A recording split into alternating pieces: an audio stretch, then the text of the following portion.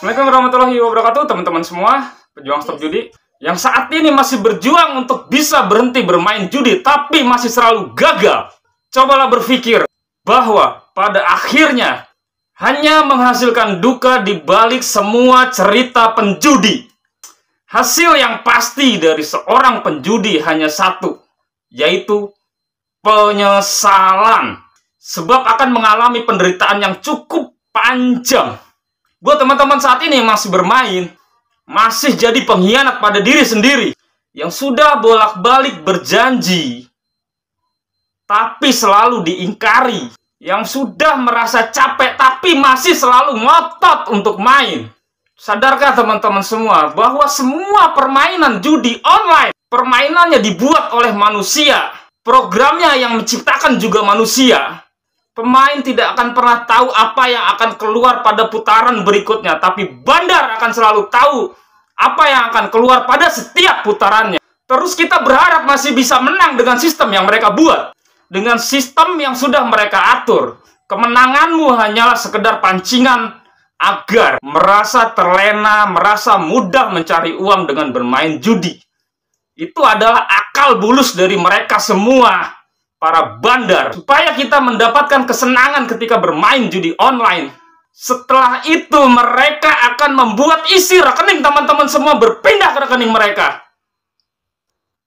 Sadarkah teman-teman itu semua, bahwasanya permainan itu hanya bentuk cara mereka merampok uang teman-teman. Uang itu akan berpindah ke rekening mereka dengan cara sukarela. Teman-teman menyetorkan uang itu ke mereka. Judi online adalah bentuk perampokan yang sudah terstruktur, di mana di dalamnya ada permainan psikologi agar orang-orang yang sudah merasa kehilangan uang di situ bisa mengembalikan semua kekalahannya. Mereka sudah menciptakan permainan itu sedemikian rupa agar teman-teman semua selalu dibuat berharap bisa menghasilkan uang dari permainan itu. Apa yang terjadi ketika teman-teman sudah kehilangan uang? Ketika teman-teman sudah kehabisan tabungan? Tiba-tiba teman-teman akan menjadi sales yang hebat, pandai menjual barang, pandai menggadaikan barang. Harga murah pun dijual, yang penting bisa apa? Bisa deposit teman-teman. Setelah uang habis, jadi pembual ulung, jadi penipu ulung. Nipu sana-sini, berbohong kepada teman, meminjam uang, bahkan sampai memohon-mohon. Agar bisa apa? Agar bisa deposit. Demi deposit teman-teman jadi penipu. Demi setoran ke bandar, teman-teman rela menipu sana-sini. Di mana akal sehat teman-teman semua? Di mana pikiran jernih teman-teman semua? Sudah kalah sedalam itu, masih terus-terusan bermain, berharap bisa menghasilkan uang, berharap bisa mengembalikan kekalahan. Bullshit!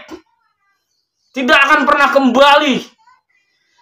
Kalah 100 juta akan kembali 10 juta. Begitupun seterusnya. Tidak akan pernah kembali seutuhnya uang yang teman-teman depositkan dan kalah di dalam situs tersebut. Gara-gara judi, teman-teman sampai punya hutang. Gara-gara judi, teman-teman sampai jual barang. Coba dipikir, kalau sampai jual barang, sampai berhutang, artinya permainan itu sudah jelas merugikan. Artinya permainan itu tidak menguntungkan. Artinya permainan itu hanya merampok uang teman-teman semua. Dari awal senang karena menang menjadi hancur. Kalau sudah hancur, kejamnya dari judi online itu adalah kalau sudah hancur, akun teman-teman akan disetting selalu kalah. Kenapa dibuat selalu kalah? Agar teman-teman menjadi semakin keranjingan bermain judi. Karena dengan kekalahan, teman-teman akan selalu kembali lagi untuk bermain.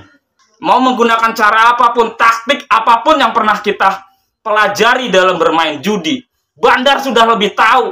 Bandar sudah lebih dahulu memikirkan itu semua.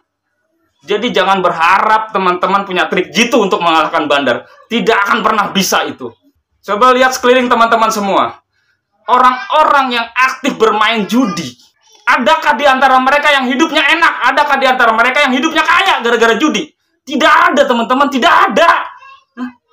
Perhatikan teman-teman semua. Teman-teman semua lihat di tempat kerja, di tempat teman-teman nongkrong. Orang yang aktif bermain judi, adakah hidupnya berubah? Berpikirkah sampai di situ teman-teman bahwasanya ini hanya mendatangkan kerugian, bukan mendatangkan keuntungan. Dan hati-hati ketika kita sudah berhutang gara-gara judi, karena akan semakin sulit berhenti. Karena pikiran kita selalu berpikir bisa membayar hutang dari judi online.